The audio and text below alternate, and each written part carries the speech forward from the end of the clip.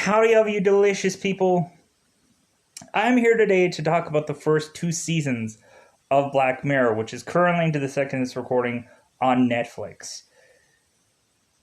Reasonably, I went into this originally and then I realized, oh my god, there's certain episodes that have certain things in them, and maybe I'm gonna have to a little bit and clean some things up going on into these episodes. So, if there's certain episodes that don't feel very, let's just say, specific enough, I do apologize, but every single one of these episodes are visually interesting, or at some points there is some shock value, which ultimately every episode might not appeal to everyone.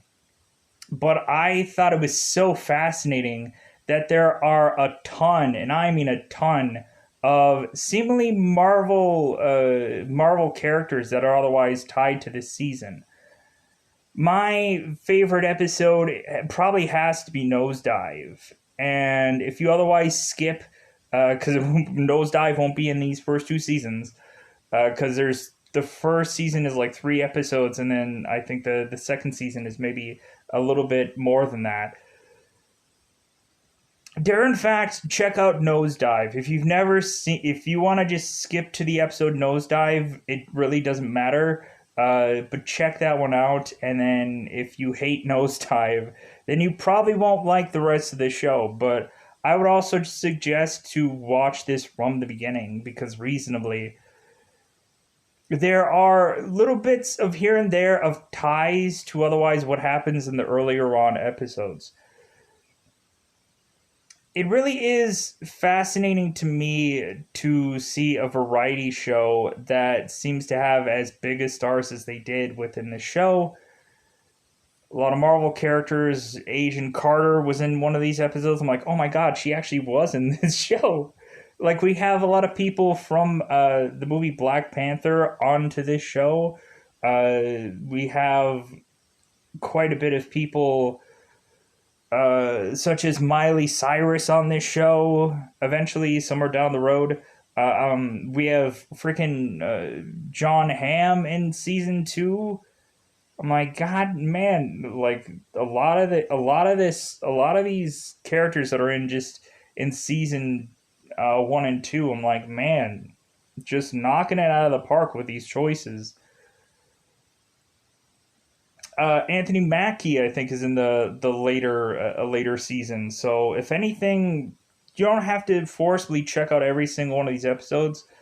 But I think it's a better way to go, to just go into everything. If anything, there might be some controversial stuff going on. Mood Point, it's cool. It's interesting. We ultimately have Black Mirror that ultimately has a movie done on itself. So which I thought was an interesting way about going things, because it's like it's a choice film where you can make multiple choices and see where your movie ends. I want to see exactly how many endings that movie has, but I don't want to take that time to go through all those choices to get to the path of where which to enjoy that movie. But anyways, so we have a ton of other variety shows. Probably people would easily compare this show to probably Twilight Zone or an Outer Limits. I would probably also Netflix equivalent would probably be Love, Death, and Robots. I think is, or yeah, I think that's what that show is called. Which ultimately I had at some point reviewed, but then I was like, I don't know. Let me go back through that and see if. Let me go back through that. There was so much stuff that I did like just minimize and otherwise re-justify putting on here. So, Tales from the Dark Side, the movie, check that out. It's a cat that kills people to the point of old man sending out a hitman to kill a cat. If anything, justifiably, that movie is weird but interesting. Because I can't watch any normal stuff anymore. I can't, like, yeah, there's some stuff that I can watch, like a romantic or whatever, and I can just watch anything at some point, but like it kind of just gets to the point where I'm just like, I either want to eventually want to see something that like really was like, wow, this was like such a fascinating thing to watch. And that's what appeals to me. Like, it really has to really draw me. Like, I cannot not stop watching. And that's the problem. So, going into these first two seasons, recently, yeah, we have in some episodes where it seems like there is a driving force that absolutely has to happen, which I thought was fascinating. Like, it's one person that eventually like takes one thing and then just drives it to the absolute ground, to where like this person won't relent, this person won't give up, and just like keep on poking at that bear to the point of just finally having that bear drop his fish right down at the front of the man's foot. That is really what a lot of this these episodes go into, is really consistently that like wear down factor of a lot of characters. And a lot of people within this show seem to be even denied uh, a free fortune or free ability, and this and that. So every like I thought that there were so many episodes that I have yet to go into that I could probably talk about now, and I thought they were fascinating. But again, some people are like, like, and that happened in the later seasons. Just enjoyable stuff. So, anyways, Black Mirror. This show has in one episode a at some points a guy that could otherwise keep a record of his entire life via his eyes being supposedly like zetted out, or otherwise he has the ability to be able to watch his entire life within his own eyes. So justifiably so. You find out that some people keep recordings of their lives that they can see with their own eyes, or they can throw up on the TV and watch any number of things. And so, reasonably, that is kind of the stuff that kind of bleeds into other episodes, where at some points you probably have people that could watch things with or through the eyes of the actual main focal pointed character at some points. You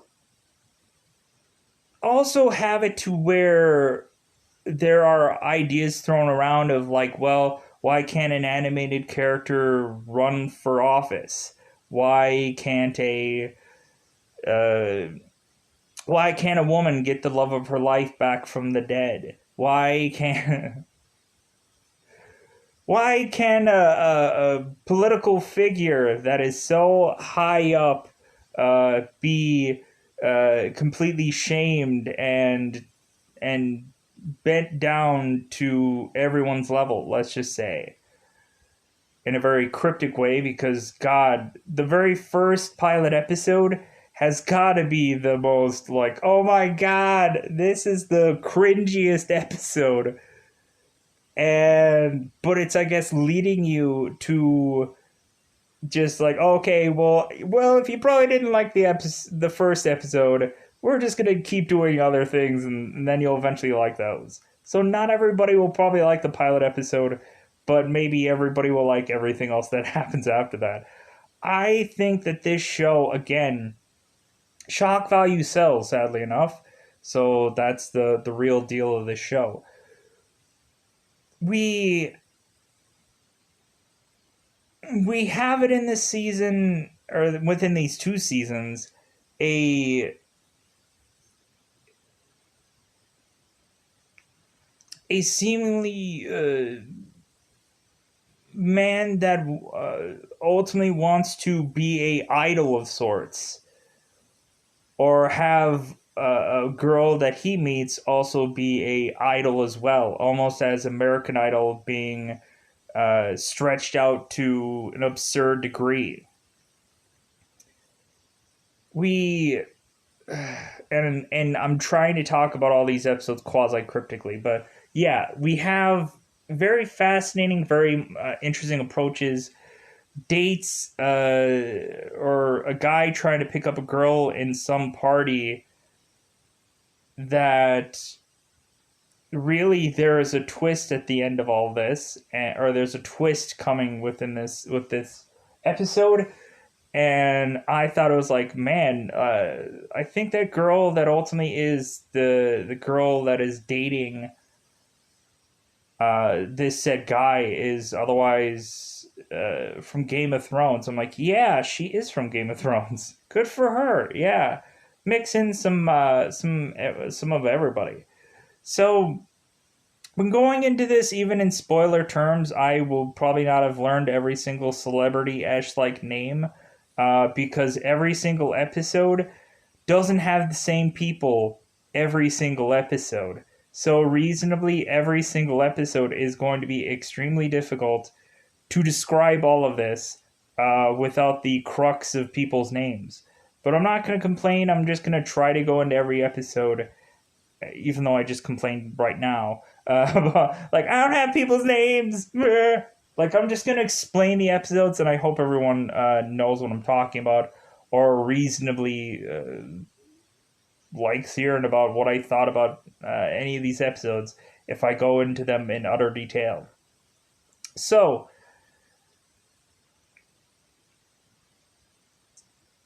reasonably, yeah, a lot of people could have said, dude, you could have watched the entire all 5 seasons. How very.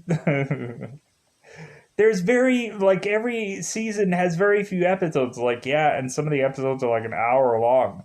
Um, and some of them are like, I think I could have probably went through all of this and just went into it again, but like I think this time around I was like, you know what, how about I just kind of do bits and pieces of it and kind of savor the fact that I don't have to go through all 5 seasons in one shot, because I'm probably going to forget certain episodes.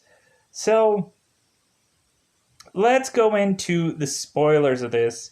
Again, Black Mirror is a very I like the risky way that it goes about things. I like at some points within episodes there is a romantic element in certain episodes, which ultimately immediately when I see romantic element, like, you mean some bedroom business? Yeah, that is also there. But dare say you can also enjoy the show for like its twists and turns, and its for Robot Chicken when you'd have Midnight Shyamalan come in on Robot Chicken, normally like, it's a twist. Yeah, like every episode has its twist in the episode. So let's go into that double five to otherwise spoil these episodes, talk about them, ultimately find out how I felt about these weirder episodes, or how I felt about reasonably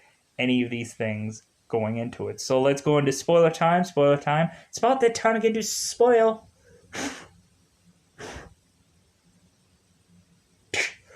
this 2 seasons. So again, we're going through the first and second season.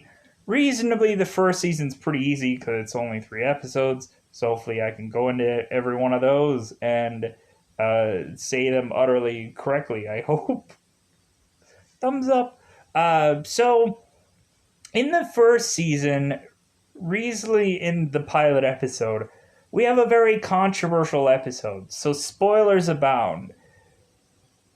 We have it to where a prime minister has a princess seemingly being kidnapped. And reasonably, this is like the high end of kidnapping. There is like no way with any resource that the prime minister has that it seems like this girl is going to be rescued. The hostage takers demand that the prime minister himself has to do a heinous act of sorts, a outrageous act, an adult content like act with a pig. And I'm like, what? The very first time I watched this pilot episode, I was like, so what? This has got to be the weirdest episode to start off at. I would probably like leave this to like a season finale rather than like, yeah, this is the first episode we're gonna put out there. Maybe there, I don't know, but when looking at it, I applaud their risk taking because I felt they probably knew that like people were gonna come to this show anyways, regardless, and because there was something just like there was something about it. There was some interesting episodes going on in here, and it's a thing that you just can't just not like. Can I watch this again, please? Because that's what I'm gonna do. Maybe not the pilot episode is an enjoyable thing, but yeah, anything past that is visually interesting to me. So we have a prime minister that seems to be really desperately trying to get his princess person back. We have everybody scrambling and figuring out how to cheat this whole videotaping because we have a double that looks like the prime minister trying to fake do this whole this scene, this scenario. They were gonna like put a fake face on this guy and do this act regardless. And so reasonably, eventually the hostage takers like find out about this and supposedly chop off the finger of the girl. And I'm looking at that. I'm like, that does not look like a girl's finger. Dude, you can obviously tell that that doesn't look like a girl's finger. Come on. Like, I looking at it, I'm like, there's no way that that's a woman's like that would have to be like I like especially a girl that young. There's no way. Like that finger is not that big. Unless like hey, if you have some big old hands, maybe you're just a Brock Lesnar hand person and but you're I don't know. Anybody can build them any which way nowadays. But anyways, so Black Mirror. This episode. What a goofy thing to lead off of again, but I like the risk. I like the weird, bizarre risks that they take. I could have, anyways. We have it to where seemingly the society of these people are kind of getting ticked off that the prime minister is waiting so long for this princess to be saved.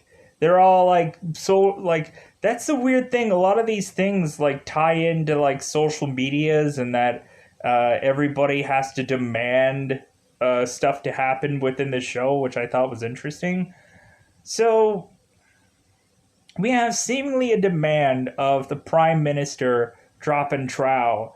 And Popko the Weasel, it seems like they could not find this girl, this princess. So everybody is starting to look at the prime minister and they're I think we need you to do this. We need you to drop trow right in front of this hog and give him a run for his or her money. Supposedly they sedative the pig. And I'm like, oh my god, this is okay. Oh sure, all right. Like you would have thought that there would have been some kind of like he wouldn't have gone through with it. So the prime minister is running out of just resources, and so he ultimately goes next to the cow, or goes next to the pig, And we have it to where on the TV, supposedly they're trying as much as possible to get people to avoid watching this show. Having a siren go off that makes people nauseous, and all kinds of stuff. People are trying to, like, hey, if you record this thing, all kinds of stuff. So the prime minister is going in, looking at this cow. Or why do I keep saying cow? Looking at this pig, and he is saying, like, well, I hope that this will get our princess back safe, or Princess Leia. I don't know who the princess was, and ultimately he says, and I love my wife. And you have one of the girls that are in like these random crowds of people watching this show, and she's like, So we have, of course, we're not gonna watch this actual act. Come on, like reasonably, there are like cuts and stuff like that happening, and everybody's like, whoa, and everybody's like reacting to it, and reasonably we find out while the prime minister is barfing his breakfast out. What had happened is that they had the people that were holding this princess hostage had already released the princess before the prime minister even did the act. And then on top of that, there were so many other things that ultimately they found out. So reasonably, you have the number one agent under the prime minister is mentioning, like, okay, well, never tell us that file of that information that woman was released before this even happened, so that way our prime minister will never know. Going into the next episode, oh boy.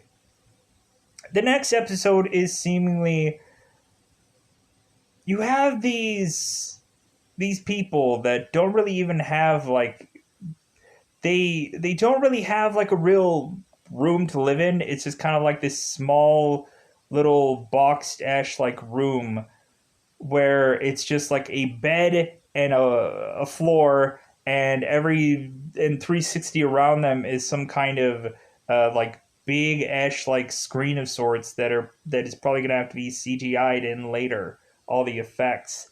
So what happens with these people, and here's one thing that I didn't like about this episode, because there is some, let's just say, shaming of sorts of people of certain sizes, which ultimately some people would say hefty or big or whichever.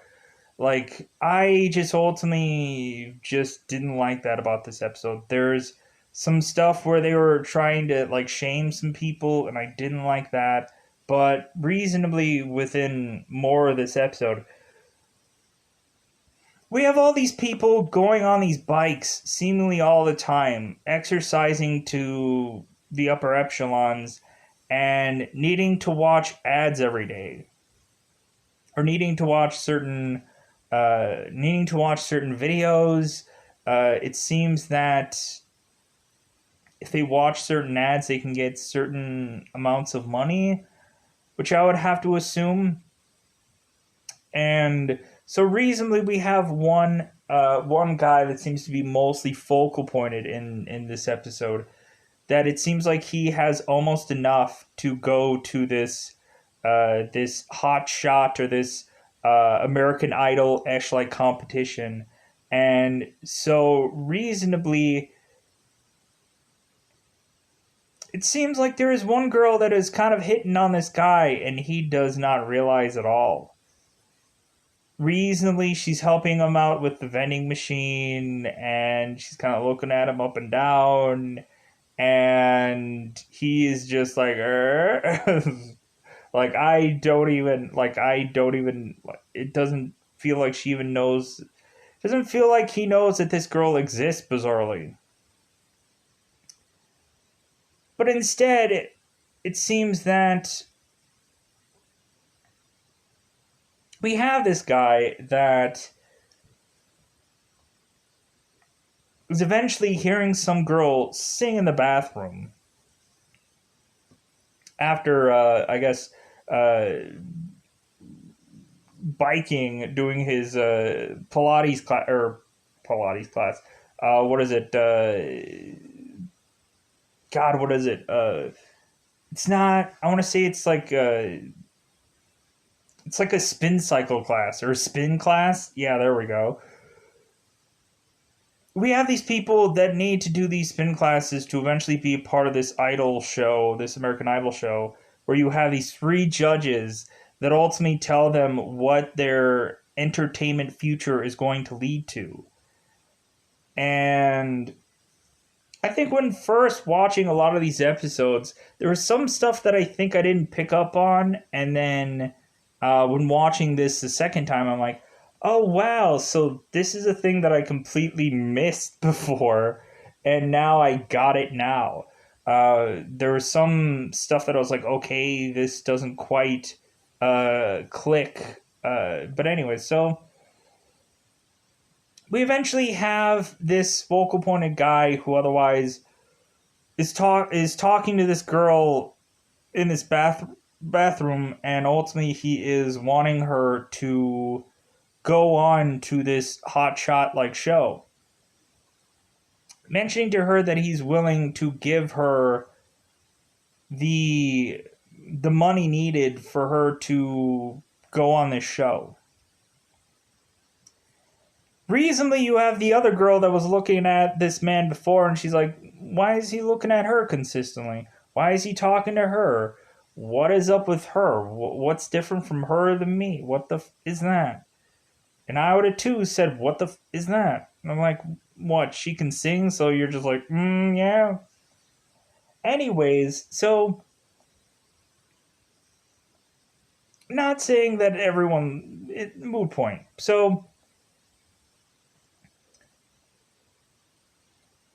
we have it to where this girl goes to this show and she has this guy as a plus one. Ultimately, he has to get a star on his wrist, and so she goes on the show. She sings this song, which somewhere in this season will be within these two seasons will be used again later. Which I realized, like, oh yeah, they use this song twice. Interesting. So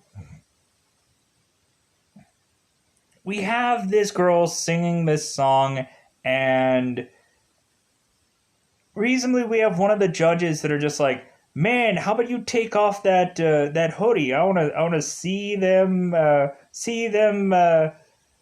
those sweater vests, those melons, those I want to see some of that. I want to see some of that. And really, that guy is just, of course, just kind of looking for, let's just say, adult talent that ultimately could be used for certain video means.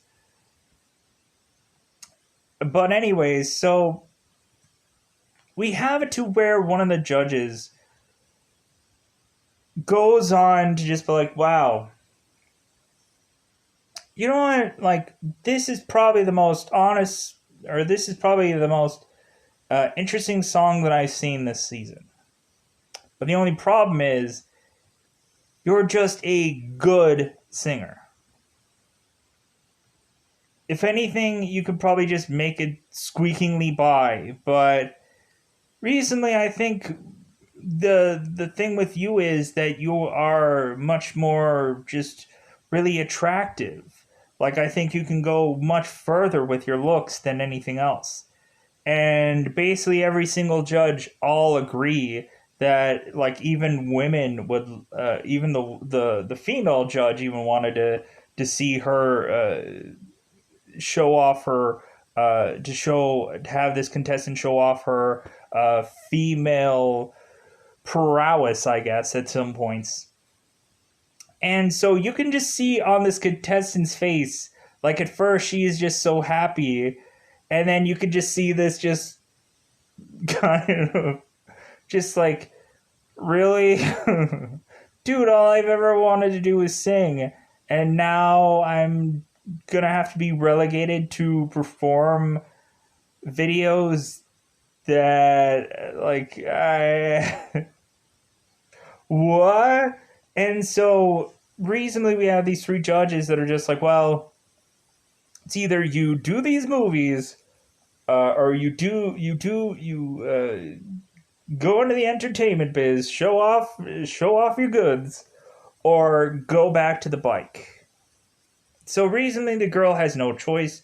She chooses to do these, let's just say, movies. We consistently have seemingly the main character that is just baffled that this girl had been relegated to not sing and do something else. And so he is internally frustrated to where he almost wants to storm the stage. But instead is held back. So eventually this person is pushed into watching this girl do these videos she didn't want to do, trying to sing while doing them because that's what she loved to do. And he is just like, God, like, I believed in this person and I put so much effort into having this, and like the way that these people just chewed her up and spit her out.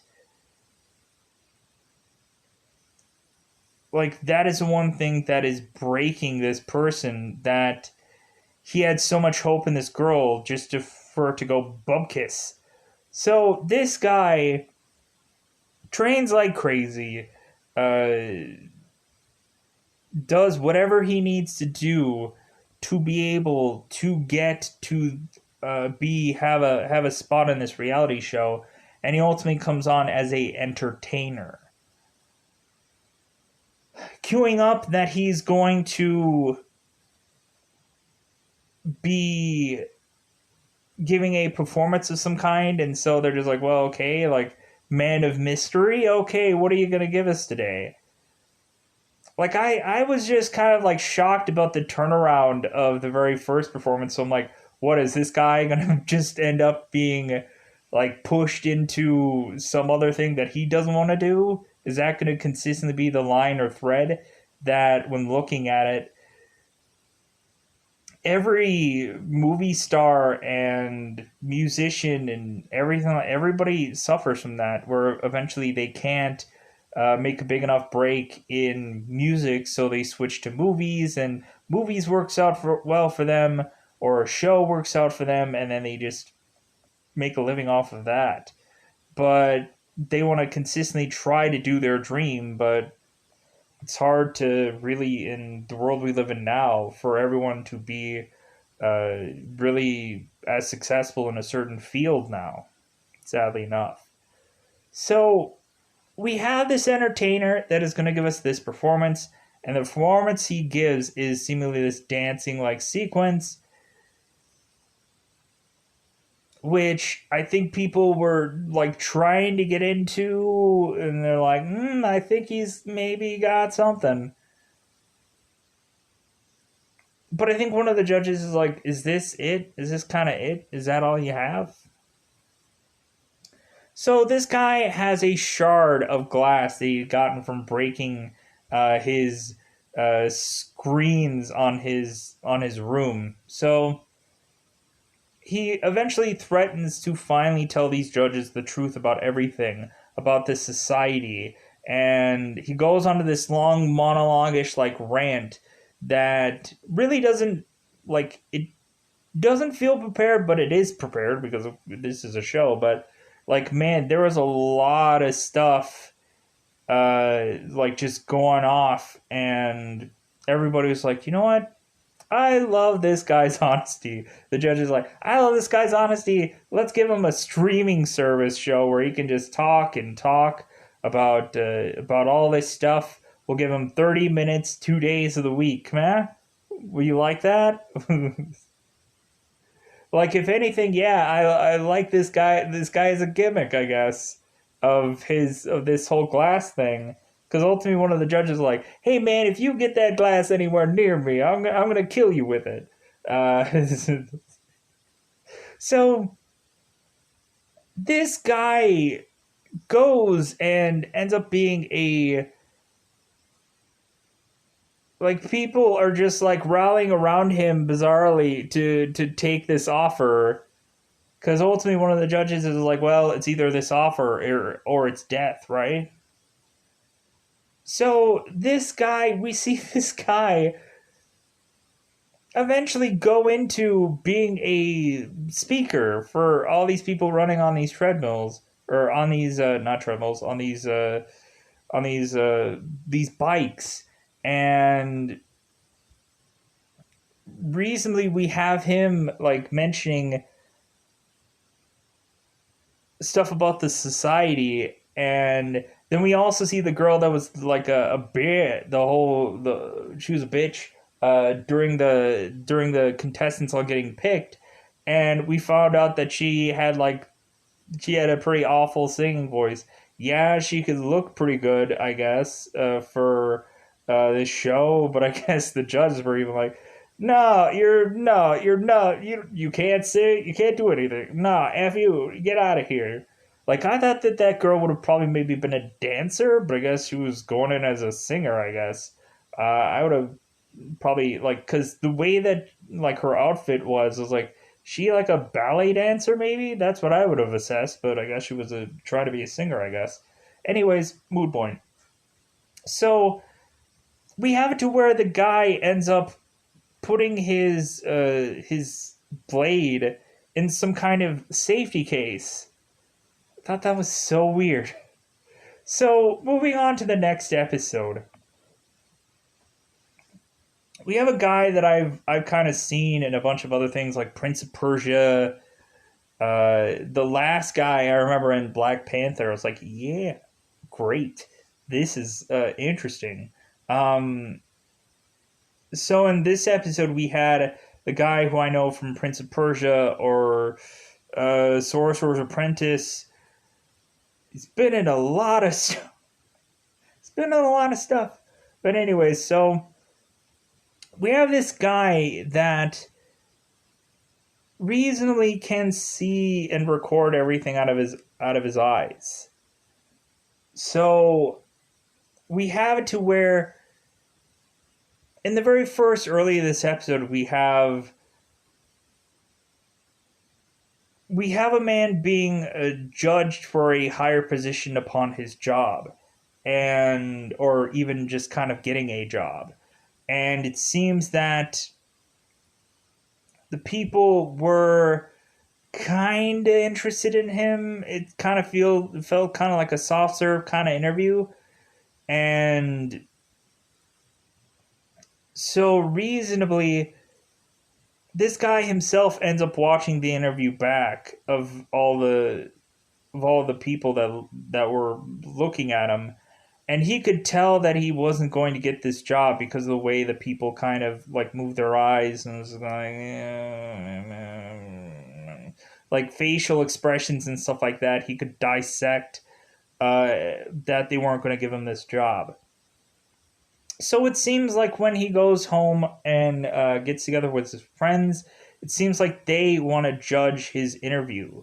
Like, well, hey, how about we look at your interview and see if reasonably there was something you said or something they said. So it eventually we have this get together, and so it seems like they all sit around at this dinner table. We have one guy talking absurdly, which happens as a broken record within this episode, that this one guy has a line of dialogue about being a cerealist or whatever, that ultimately he is having an affair with his Frosted Flakes and all this garbage. reasonably he's mentioning on how he has he has this fine wine in his bed, but instead he's going he has a fine he's a fantastically amazing looking woman right there in his bed, and instead his he's going into his bathroom to remember the greatest hits, let's just say, through his life. Rewatching some old videos of some old women he's been with, uh, and reasonably, I guess that's the real sleaziness of this guy. We eventually have it to where seemingly it seems like this main character that is watching all this and is the main focal point of character within this episode, it seems like he's trying to be nice to this sleazy guy, but justifiably he is also going like, well, hey, how about we call it a night? If anything, like there's a babysitter that we need to kind of watch over and this and that. So eventually they call it a night. So it seems like this husband is really starting to assess things. Kind of looking back at some of the recordings of some of the night, and like some things are starting to really not add up. Ultimately, we have it to where he is second guessing his own wife. Just be like, hey, why is it that it seems like whenever I had watched you with this guy, it seems like you were really cozy with him and not exactly cozy with me? Like, is there did you guys ever date once before? And so like his wife is like, well, yeah, we dated like kind of briefly, and like, but it's nothing to write home about. And he's like, well, wait a minute. Well, this guy had mentioned, like, if you guys kind of briefly dated, he's probably looking back at his greatest hits, let's just say, which I guess he could call his wife his, like, of course, she's like a dynamite gal. So, reasonably, maybe this guy's looking through some old footage of him and her together at some point. So, recently, like the husband is asking his wife, it's like, well, how long were you guys really together? Like how like because really I want to know like how much he has on you, kind of thing. And so that's what I'm just kind of assessing. But the more and more that this guy just won't let this go, he is like dissecting the entire night, frame by frame, going through every single little joke that this guy says, going through every little facial expression that this girl has, ultimately bringing a third person, the babysitter, to come in to be a third person perspective about some joke that doesn't seem to be funny to to people. Why is this joke funny? And so, reasonably, the more and more we dissect this thing, we even find out, and this guy shows his wife that there's some background video that is going on in the background where it actually has his wife and this sleazy guy making out together, and that was actually much longer than the relationship that the girl was mentioning. So it's like the more and more we pull at this string, the longer that this relationship is said to be together for. More and more that this guy is keeping on asking his wife about things, to the point to where he drives all the way to this sleazy man's home, has a bottle to his eye, and tells him, like, I want you to take every single thing that you have ever seen and that you ever have done with my wife out on this television and delete it all. To ultimately, you have this character looking at this TV screen while this guy is doing this and then walking away. To eventually have it to where he tells his wife, how long really was the relationship that you and him had? How long has this been going on? Is the baby that you have given me really mine? She's like, what are you talking about? He had footage of 18 months ago of her being with this guy. And evidently, that is just enough time to pop a baby out. So he is just like, well, like, why were you with him? And she's like, well, you left. He's like, I was gone for like 5 minutes. And she was like, no, you were gone for 5 days. And he's like, whoa, 5 days, 5 whole days. And man, were you just aching for some sleazy man to get all up on ya. Were you just aching for a break-in, I tell ya. And he was like, well, did you use protection? Were you protected? Show me the video. And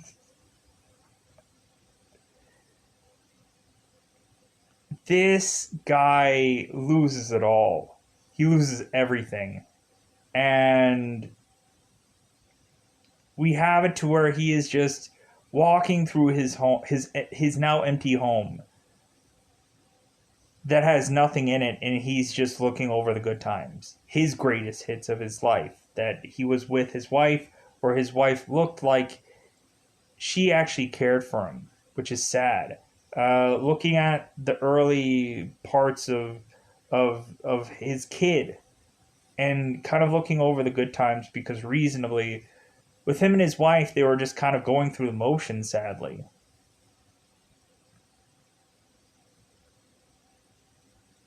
It's what happens in the first season. So, in the second season, and I was like, man, once we got to this episode, I was like, man, this show is awesome. Once we got to this episode, I'm like, man, this show is awesome. I love this. This is the outer limits I was looking for. This was awesome. And now we get into the other kind of much more interesting episodes. The one that pops into mind through these episodes is we have the girl that is, of course, Agent Carter. And to me, ultimately, I was like, man, like, this is a really fascinating episode. I had watched, God, there was some movie that the husband that she has, I had seen him in some movie where, God, and I'm trying to figure out the name. I know it. I think it might have been Ex Machina, but I think there was also quite possibly another movie that he was in that I actually really liked. But heaven forbid I could remember the title of that movie. But like, I know he had like really long hair, and I think his father died and he was left with some barn that he conventionally turned into a, like, he eventually like tried to sell the barn to put together some kind of halfway house, let's just say, of sorts. It's kind of a risque like movie, but it is what it is. So going into this episode, we have the girl that plays Agent Carter. She is at home, seemingly, I guess, being a architect of sorts, and we have her husband driving somewhere. We find out that this husband has got into a car accident and had been killed. The friend of said Agent Carter, God, I'm gonna hate myself for not knowing these actors' names. The girlfriend or the friend of this main character in this episode mentions to her like, well, hey, how about you grieve? You gotta have the opportunity to really grieve this person's loss. And reasonably, the main character in this episode, she consistently is taking a little barf in the toilet, which ultimately we find out that this girl is pregnant. We find out that this girl is pregnant in this episode because ultimately she had done some bedroom business with her husband, and everything was going smoothly. Everything was going well. Their relationship was completely fine, but her husband died. There is an offer to her friend that, hey, you can kind of have some closure with your husband, and it's kind of an unconventional way of doing things. And once our main character finds out that she's pregnant, she's basically forced into wanting to tell someone, but she only wants to tell one person. She wants to tell her husband that she's having a baby, that she's pregnant.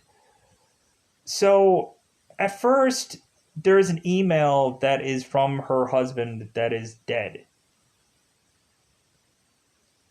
Because there is some organization that is doing a kind of echo of someone that has passed, trying to get all of their social media information together, all of their past videos that they've ever done, every single thing kind of compiled together to ultimately recreate this person for a person that is willing to do this service. At first, a phone means, and then eventually there becomes more. So at first, it seems to be an email, which ultimately our main character talks to this email, but then eventually it becomes a phone call with this guy where she at some points has to re-explain to her husband who her husband was. So this same guy who is sounding like her husband is having to relearn who her husband was and what he would do, and the kind of throwing a jab and stuff like that that this guy would ultimately say. And so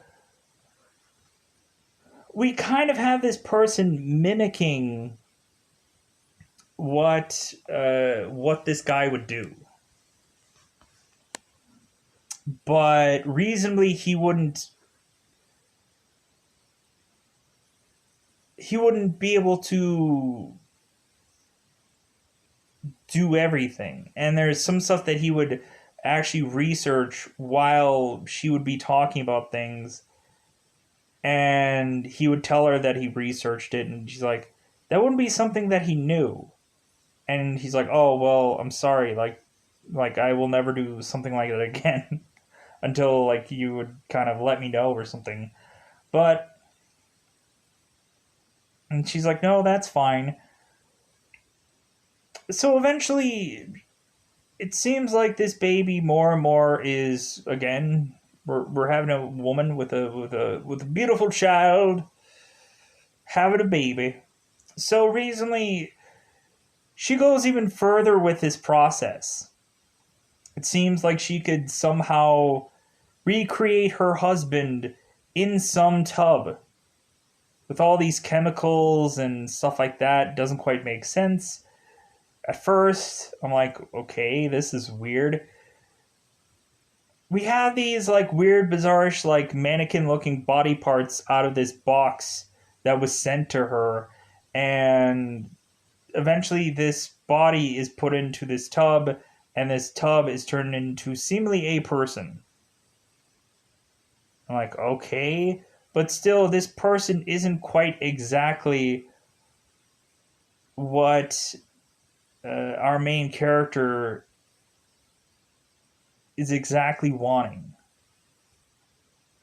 because she wants him to be exactly like her husband, and it gets to the point where he cannot deliver that to her.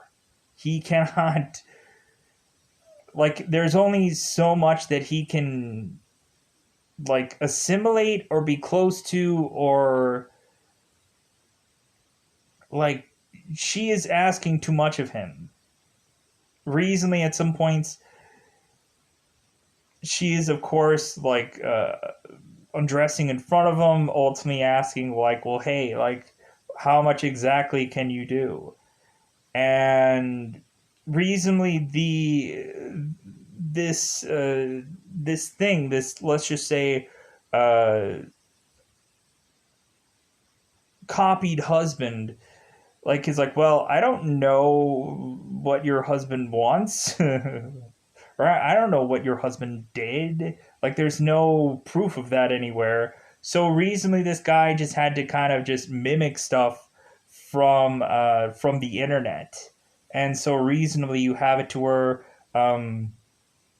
this girl is getting the night of her life because he's doing all the stuff that her husband probably never would have done at some points. So, but reasonably, again, eventually that gets to a point of it not being enough. It gets to a point where she almost has him jump off a ledge because he is not exactly her husband, and that's what frustrates her. To the point where she is wanting to see exactly what he does, and eventually what he ends up doing is begging and pleading for his life because that's what her husband probably would have done. But it's not the right begging, it's not the right pleading, and it's not like, man, like, you have this person or quasi adjacent person in front of you, but that's not good enough. You want, you want him, and this thing cannot deliver that. Why can't you just be okay with why can't you just be okay with it? It's driving it just drives her crazy, to the point to where we have it to where this girl is celebrating her birthday, and it seems like she gets to bide time with her copied father. She gets to spend weekends with him. So he technically gets custody, I guess, but the mother is just like, yeah, I'm very hesitant about wanting to spend time with him, or reasonably just, like, I'll let my daughter spend time with him, but I have to take a breath here. I have to hesitate. So ultimately, we have another episode where we have this woman that wakes up in this bizarre town where everyone is recording her through their cell phones. It's like, what the heck is going on? She's grabbing a thing of water. She doesn't even know who she is. And we eventually get this ski mask looking character that has this white design all on upon his face, and seemingly is trying to push this girl to a certain part of town. After ultimately she meets others that are like-mindedly thinking that this person is crazy, and so they end up running for their lives. To where that eventually leads them to some guy in some car willing to take care of them, which ultimately this guy ends up turning upon this one girl. But then it seems like round and round we go. People are turning on one another. It is consistently like shots are being fired, people are getting killed, and reasonably we have this one girl that is like, God, what the heck is even going on? I am so confused. There's so many things going on. People are getting killed left and right. People are filming this. What is going on with this world? What is going on with this society? I am so baffled and confused. We ultimately find out at the very end of this thing here, this episode, that this girl is being tortured. This girl is being tortured. She's being consistently put through the ringer every single day because she had filmed horrific acts that supposedly had been with her had been done with her boyfriend. And so really in turn you have this entire town that is trying to put on a show using this girl as their key person. So it's kind of like the Truman Show if you actually had people that were like videotaping it the entire time and were the audience that were actually watching while this whole thing was going along, driving to just like, hey, let's see where this woman is gonna go this day, and this and that. So we have this girl being showcased exactly why she's here, all the crimes she committed, and that ultimately she is going to be performing what she did in the very early parts of this episode again for a new batch of audience every single day. She won't remember the day before. Reasonably, it'll just be a blur to her, and she won't remember who she is, and she has to go through this all over again. In the end, we see like some behind the scenes footage of these episodes, things cut in different angles with certain cameras done conventional ways to show you like, yeah, this whole thing was all a show put on because of this woman. I thought that episode was really, I thought it was fascinating. I was like once you finally understand like the ending of it, I'm like, oh my god. Like I was so confused. The first time of watching this episode, I was so confused. I was like, okay, what is going on in this show? Why is everyone like camcording her or phone recording her? I am so confused. But then eventually it comes to find out that yeah, they have been getting these batch of audience members to all come and watch this show consistently, and that is the approach of this show, is to have all these people just come in and be the recorders of these episodes. I thought that was like, oh my god, this is so like there's a whole behind the scenes thing going on, which I was like, God, that is crazy. That is insane. And I thought that was like, man, like a lot of these episodes just F with your mind. It's like, oh yeah, your life isn't what you think it is, or like somebody's gonna pull the rope under you, and you're gonna realize this entire time that you're actually not real, kind of thing, and you're just like, God.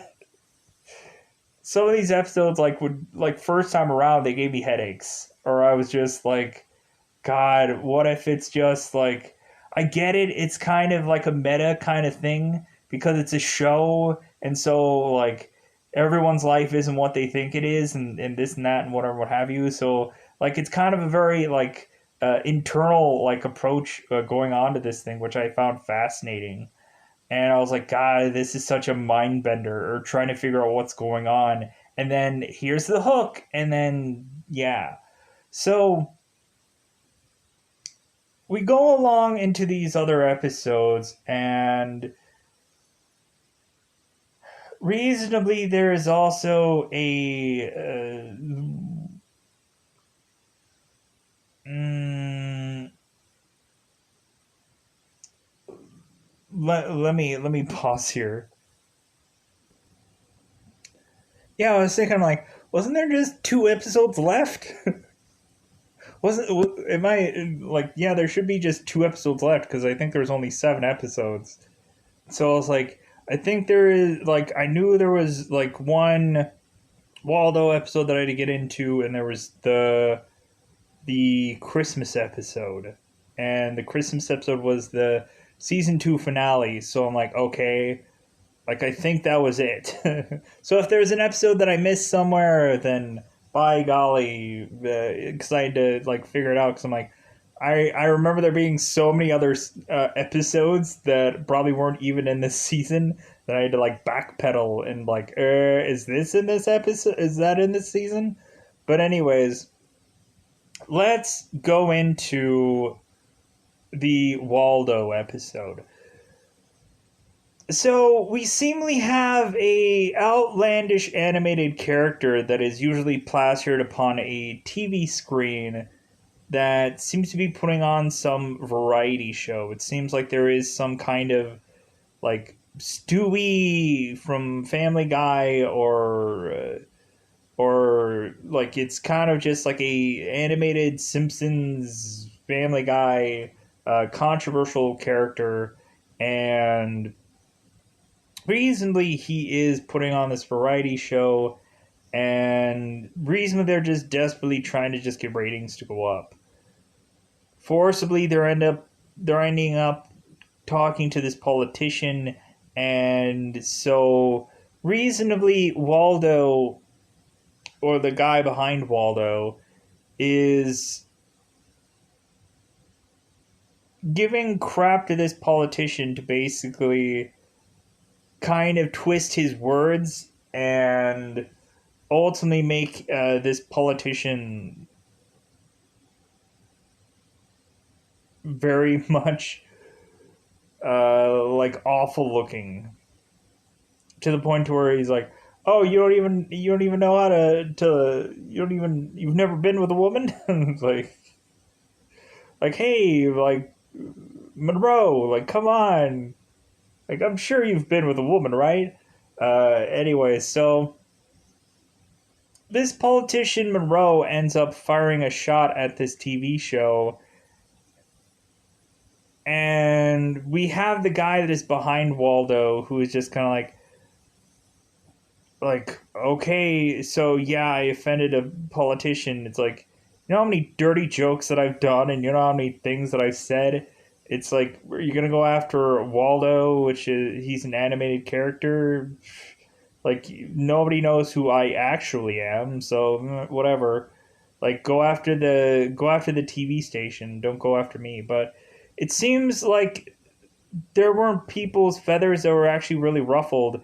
If anything, they're just like, man, this Waldo character can really just work well on his feet. It seems like this guy needs like a bigger platform, and we need to figure out a way to give that to him. So the guy behind Waldo reasonably is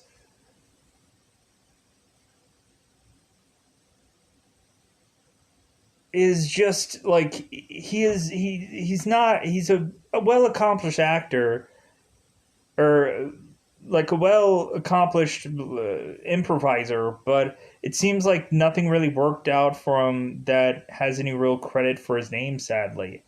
And so reasonably, when they start pitching him for ideas for episodes to go into this, reasonably we have it to where the guy behind Waldo is like, you know what, I don't think I have any skin in the game with politics. Like I don't think that I can easily talk my way into having people vote for me. Like I don't know any real true uh, stuff that I could really just could work out. But instead, what this character ends up doing, instead of actually being like telling people what he's gonna do for this city, instead he just tears everyone else down that is running for this office, consistently haunting after Monroe and trying to get his attention, trying to get him more to look bad in the face of other people, to where everybody's like, you know what, hey, I'm gonna vote for Waldo. Like, this guy's funny and I like his stuff. And reasonably, he's basically making a mockery out of every single political figure, and he just has a silver tongue that is just winning people over. And we have it to where we have a girl that is kind of working under the political umbrella of Monroe, that eventually is at one point in one night talking to the guy behind Waldo, and he is honestly mentioning like his accomplishments and how really Waldo to him could quite possibly be a butt of a joke, because he's like, dude, I can't believe I've been able to get away with being able to do this animated character for so long.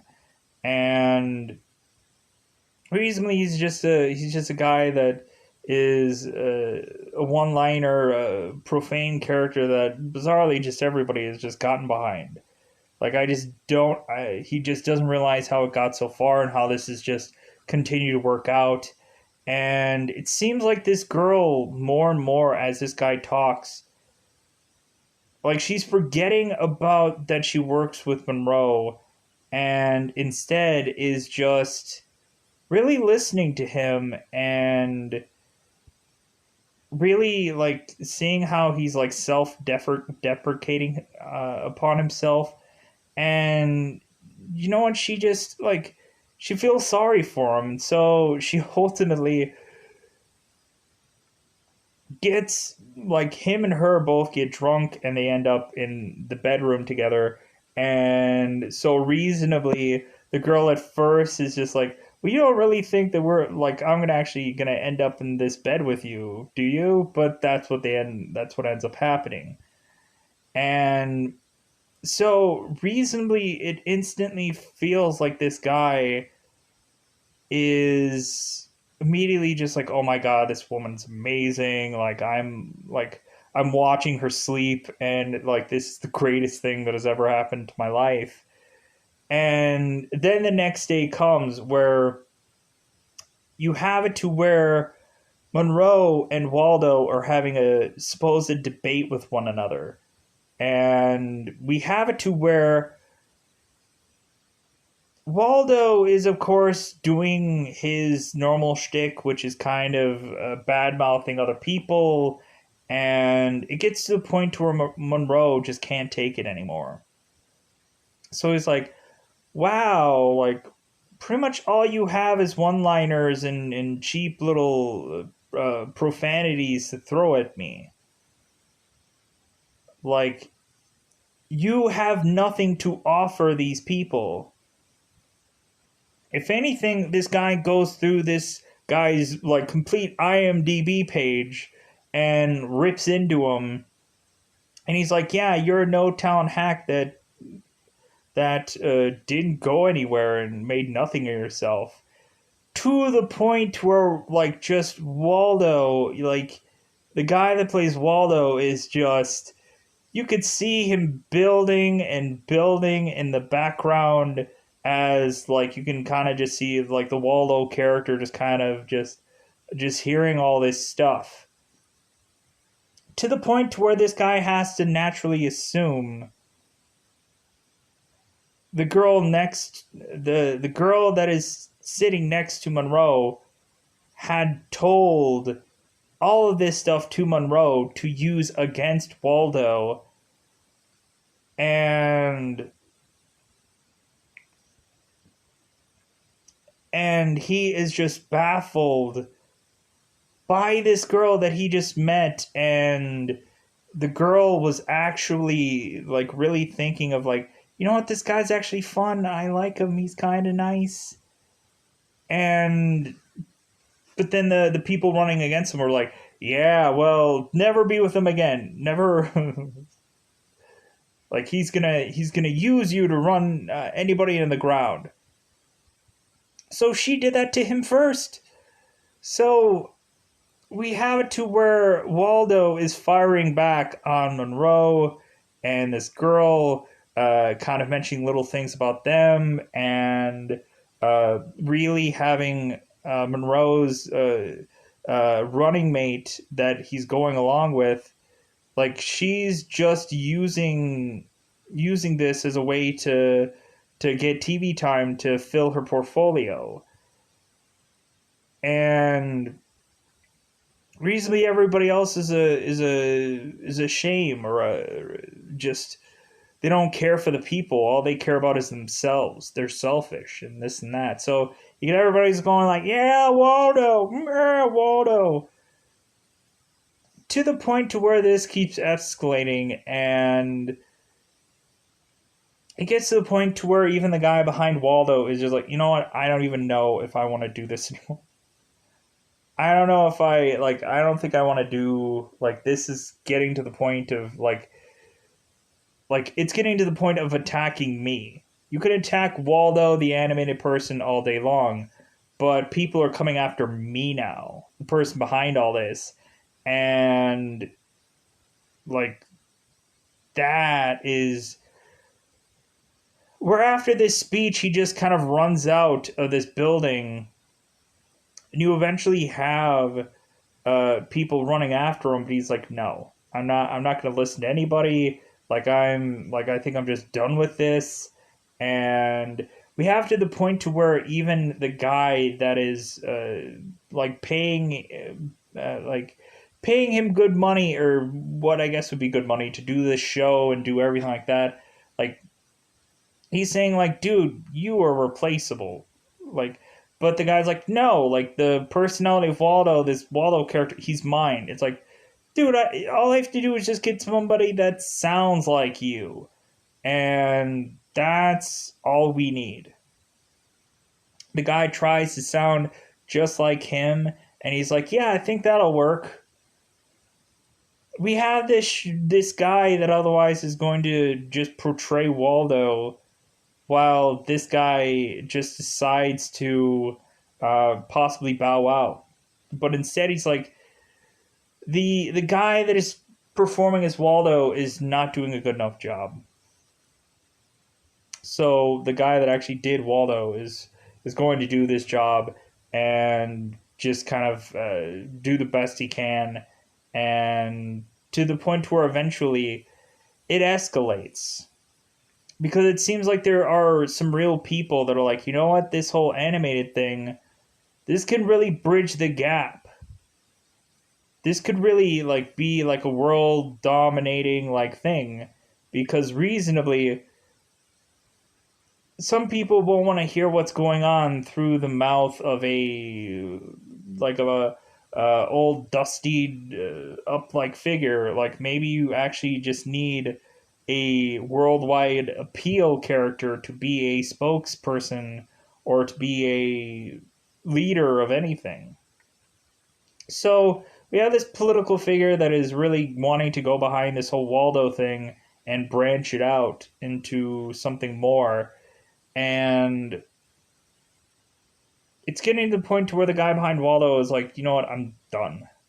Like, don't have me run for office. If anything, vote for everybody else, vote for Monroe, vote for anyone. And so recently the guy finally gets out of the van, because ultimately he was in the van telling people all this, and it's like, hey, don't believe that guy. I'm the guy that's doing the voice for Waldo.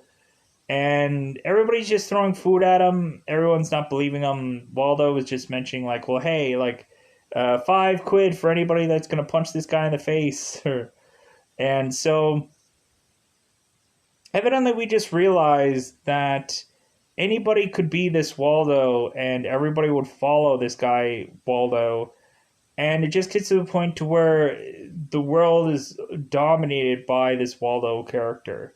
And I thought that was like, man, like that is so interesting, where you just have a world of Waldo and this guy's everywhere. Yeah, that's what I just thought was fascinating. I'm like, yeah, it's like you have like TV shows that are just more popular than anything else. And yeah, you have iconic characters and stuff like yeah. So the last episode I'm going to talk about is there's many subtle layers to this episode called White Christmas. So we have it in this episode that I guess you could probably at some points get dating tips. Recently, I think I would when I was a younger lad, like look into like, hey, dating tips. Hey, what is the right thing to say? Hey, is there like one catchphrase that you can go into? But then, like, you start to realize that justifiably, you shouldn't try to do that stuff anymore. Because reasonably, when looking at it, it's especially if you go through it through a certain means and you tell five people the same five things, reasonably, eventually someone will be friends with someone. But yeah, but it's like to me, like that was such a long time ago, and recently it's just like who like you can get a person that probably knows how to anyways it's the whole thing about like well yeah like it probably works probably 90% of the time but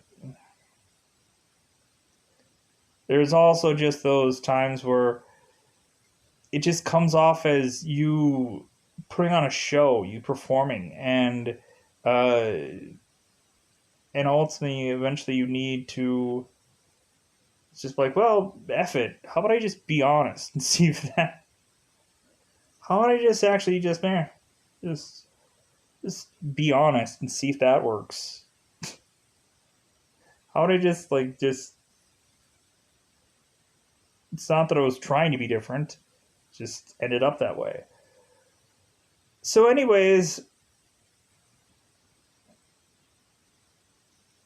anyway, going into this last episode, we have a guy that is going into a party that he wasn't invited to, a party that he is crashing.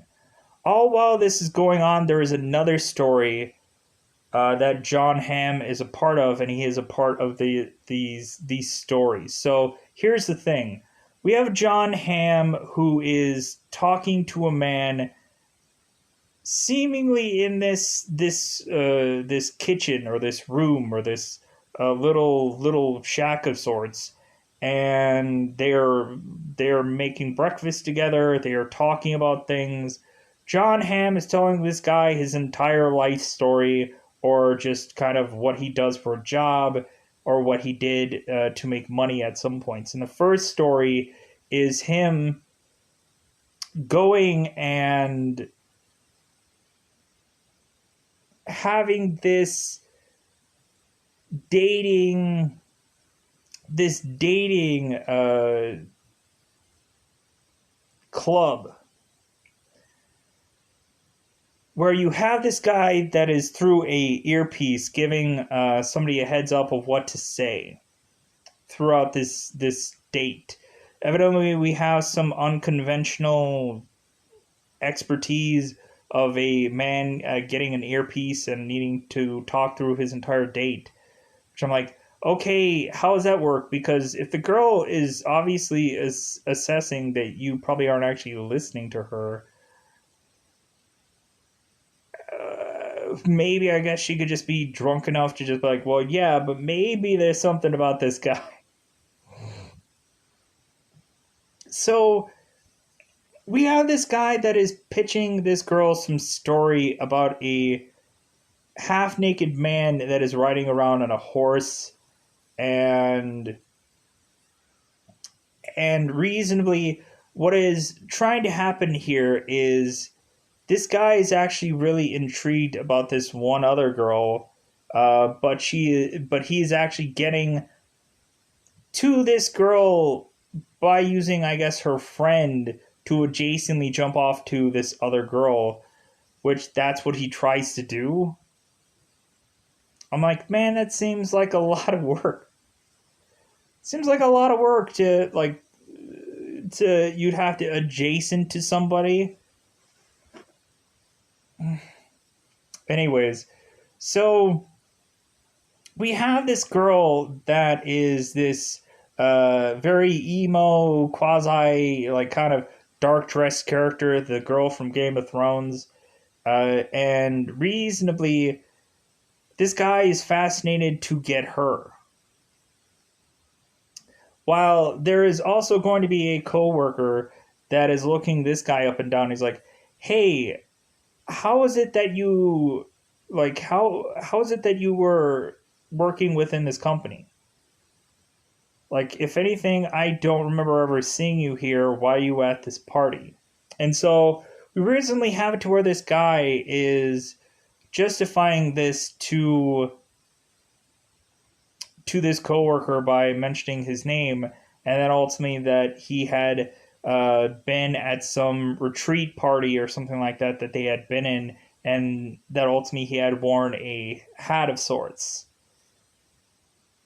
To where the guy is kind of disarmed because he's like, maybe I was at that party, maybe that sounds like me. So it's like, oh yeah, sure, yeah, he lied. So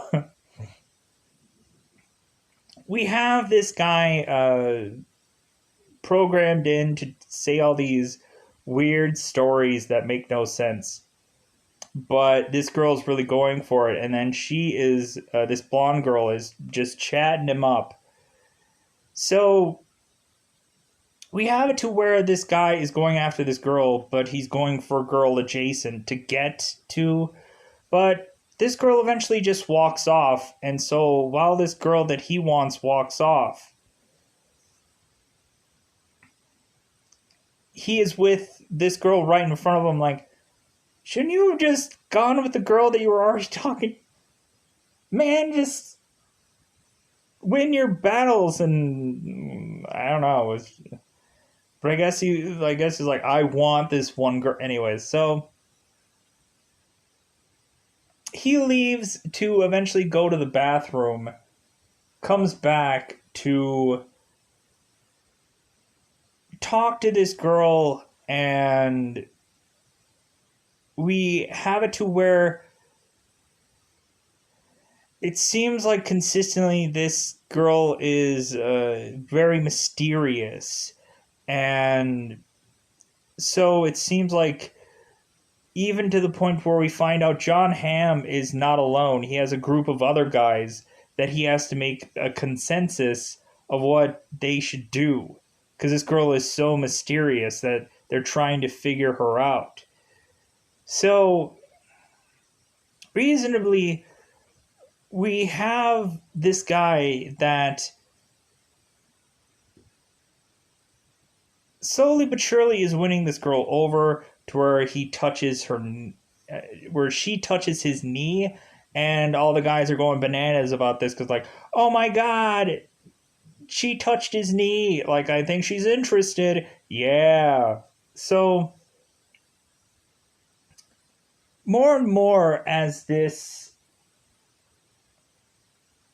guy is kind of falling over his words, because at some points he's mentioning about, like, drugs and, like, all kinds of other scenarios that would probably render this whole talking to this girl absolutely moot.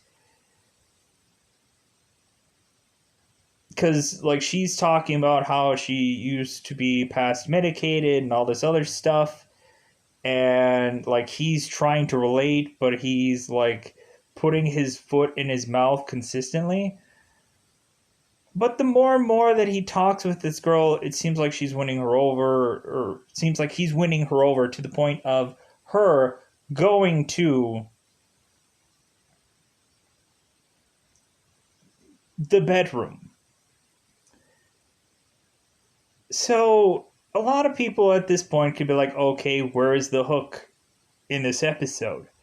Seems like a pretty normal, if not unconventional dating video or episode. What is the hook? Well, there's even more to go on past this point.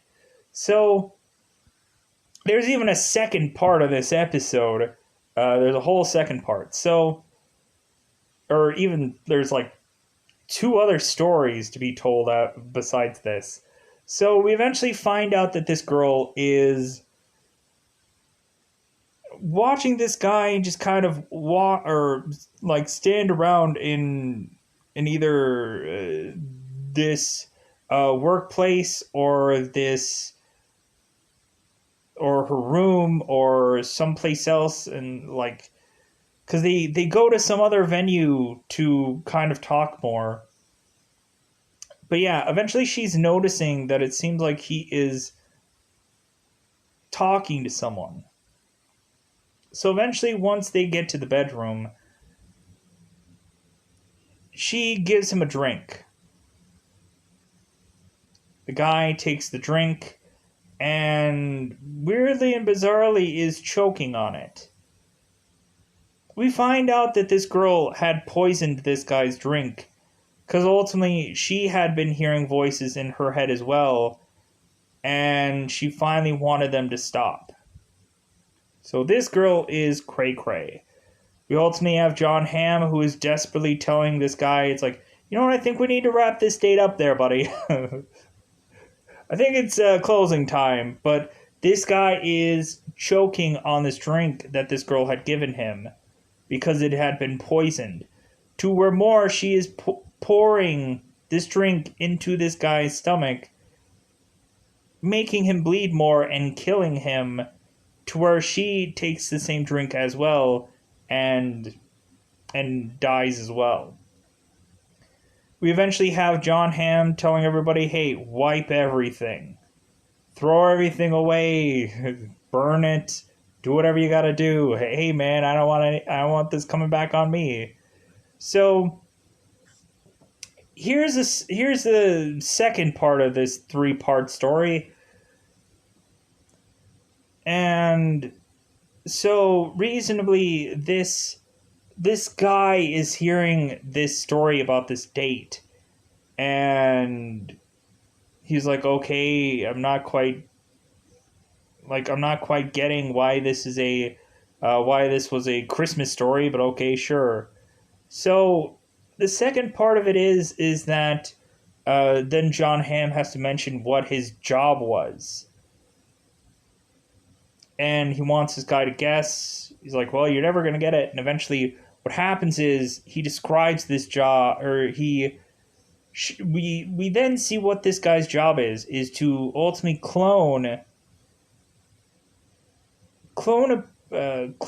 have a little sliver of a like a bead of a person taken out of somebody to be put in this little thing called a cookie.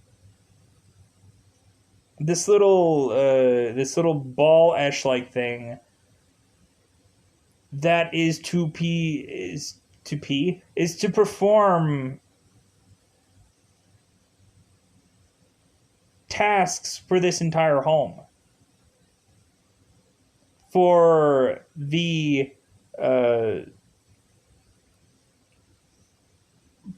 a wife and or a woman or man that is in this home that is actually them. So they have to kind of clone a piece of this person to put them into a digital device. So that way this digital person can take care of this home and already know, like, okay, this person loves pizza, so I'm going to order pizza for them. I'm going to set up the temperature in their home just right because I know this person likes to be cold because I liked to be cold when I was an actual person. John Hamm is talking to this device and preparing it for letting it know that it's not a real boy, it's a device that is ultimately forcibly going to have to do everything that this homeowner wants, which is actually her. This character fights this at first. She's like, well, no, like I'm a real person and this and that. And so reasonably we have it to where Jon Hamm's character is mentioning like, well, one, I don't want you to scream, so don't scream. But then on top of that, like, if you don't do what this homeowner wants, like, I can just make it so that like you live seemingly an entire lifetime in 20 seconds. 20 seconds my time, a week your time, or 6 weeks your time. Like, how about it? Reason that this girl goes through a life cycle of seemingly a month, and or like I think it was like 9 months, I think or 9 weeks altogether, and she goes crazy. You can just kind of see her hair all muffled, and she's like, "Oh my god, like please let me do something, because all I have to do, I can't even sleep." And he's like, "Well, you don't need to sleep." It's like all you need to do is just do whatever this person wants. So reasonably, it's just this person is having to press all these buttons to make everything work. Having the toast the right way and everything like that, so this homeowner is happy. So we eventually have it to where Jon Hamm is throwing I guess that same, hey, you know what I saw weird? A guy riding a horse with no shirt on. Isn't that crazy? The girl's like, yeah, that does sound like a crazy story, because I guess he wanted to sleep with her, I guess.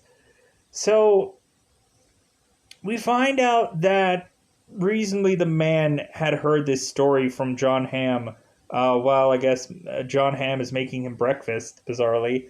And he's like, man, that isn't right. Like, that, like, you basically took control from that person. So reasonably then we get to find out that Jon Hamm's like, you know what, like I'm getting to know you, and you know what, like there's something about you that I think you're kind, or like I think that you have a story to tell me. Like I think that there's something there. So we eventually find out that this guy does have a story, and it's about a woman that ultimately he didn't exactly treat right, and ultimately he went and like had karaoke night with some of his friends, and like he was kind of a horrible drunk, and reasonably this guy was such a horrible drunk at some points that eventually it gets to a point where within this future, evidently what we can do is we can block people from you seeing them. So, like for example, if I didn't like Miley Cyrus or something like that, I could maybe block the visual of her from my mind, to where every time I would see a poster of Miley Cyrus somewhere, her image would be blurred. I'm like, oh, like I don't have to see Miley Cyrus. I don't care about Miley Cyrus. It's just an example. So it's just a throwing example on there. So we have it to where this guy gets blocked from his girlfriend. And so recently he was trying to get the block taken down.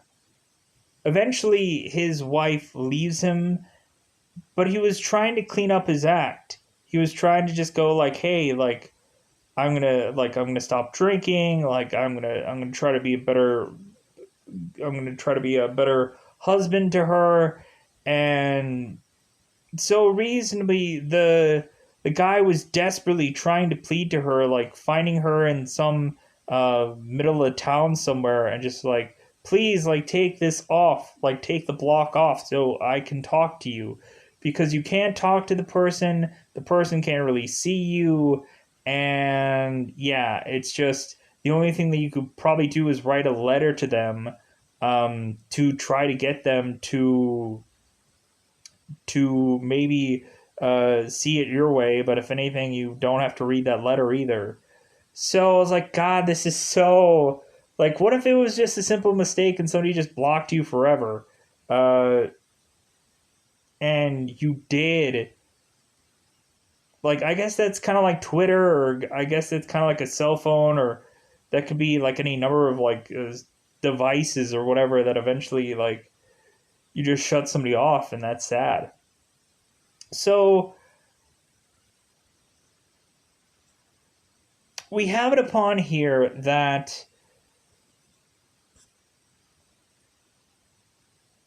this guy tries to find through any conventional means to still see his wife. He finds out that recently her father has some cabin and she always goes there via Christmas. So every single time this guy watches over her every single Christmas, he makes like a road trip up there. Because what happens is, what he finds out later is that she was pregnant. Hence why he was trying to get her to turn the block off, because like, oh my god, she's pregnant and she's having my baby?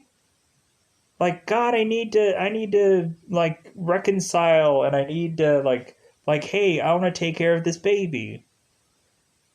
So this guy keeps combing through every Christmas to see what quite possible thing his daughter and his wife is going to do, even though they look blurry every single time. And I was like, man, this guy is really like putting forth the effort. He could have just moved on and just been fine with it. So we end up finding out that his wife had died. And so reasonably, we end up having this guy go back to this father's cabin to find out that the daughter that had been blocked from him because he couldn't see her, because evidently whatever was blocked during blocked with his wife was also was blocking the child as well. So he couldn't see what the child looked like. So eventually we have it to where we find out that the child the entire time was actually Asian and this guy was white. And so we have it to where this guy is now completely and utterly broken, because he is going into the cabin talking to his